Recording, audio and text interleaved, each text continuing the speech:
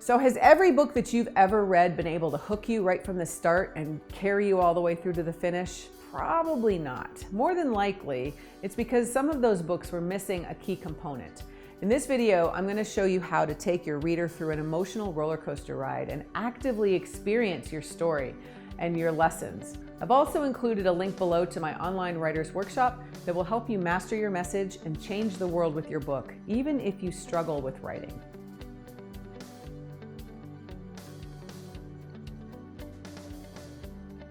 It's some pretty common writing advice these days that you want to use stories in your sales materials. You want to talk through stories. You want to engage your readers with stories.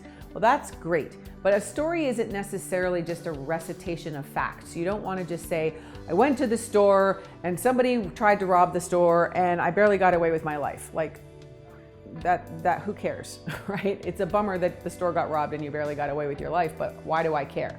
So the way that you engage people and make that story come alive and help the reader experience it, even if it's only in their brain, but they feel it, they're experiencing the story along with you, is to use words that evoke the five senses. What are those five senses? They're sight, smell, sound, taste, and touch.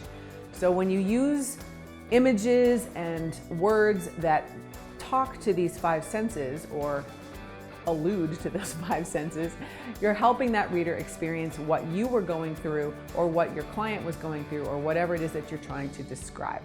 Even if it's only happening in their brains, they can actually feel like they're going through the experience. So let's go through these one at a time and I'm going to give you an idea of what I'm talking about here.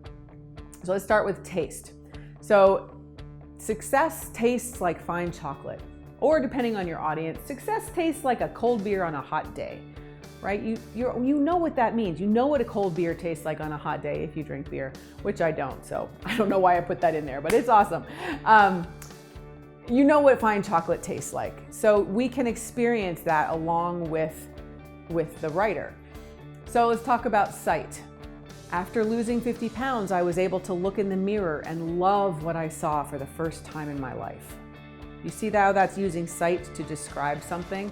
We all know what it feels like to look in the mirror. We all know what it feels like when we look in the mirror and don't like what we see. And we all can imagine how awesome it would be when we finish reading this book and we lose 50 pounds to actually love what we see in the mirror. So being able to attach something to sight lets us experience the words and experience the story along with the writer. The next one is touch.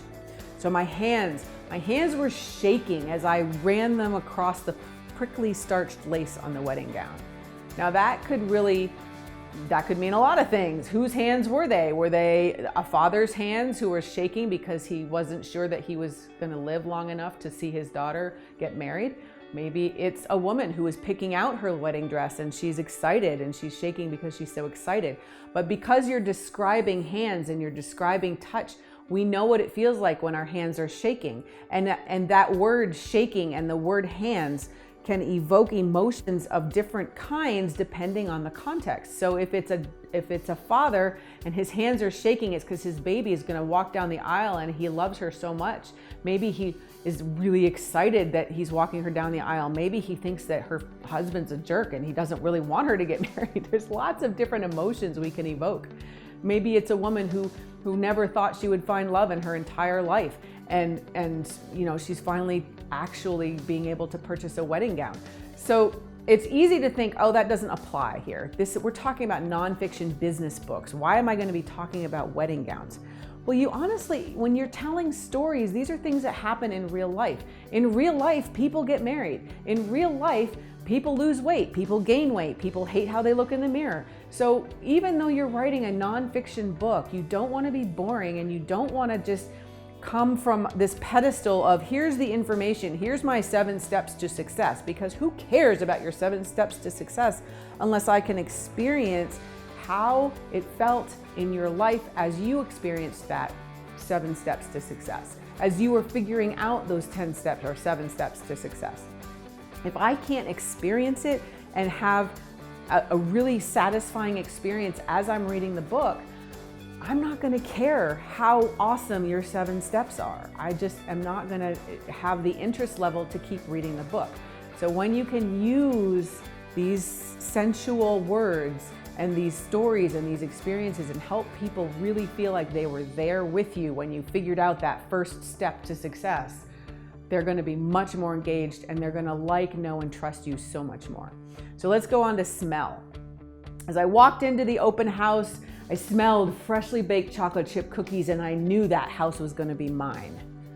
Like, how awesome is that? Who doesn't want to smell chocolate chip cookies when they walk through a house, right? That would be great in a real estate book. All right, let's talk about sound.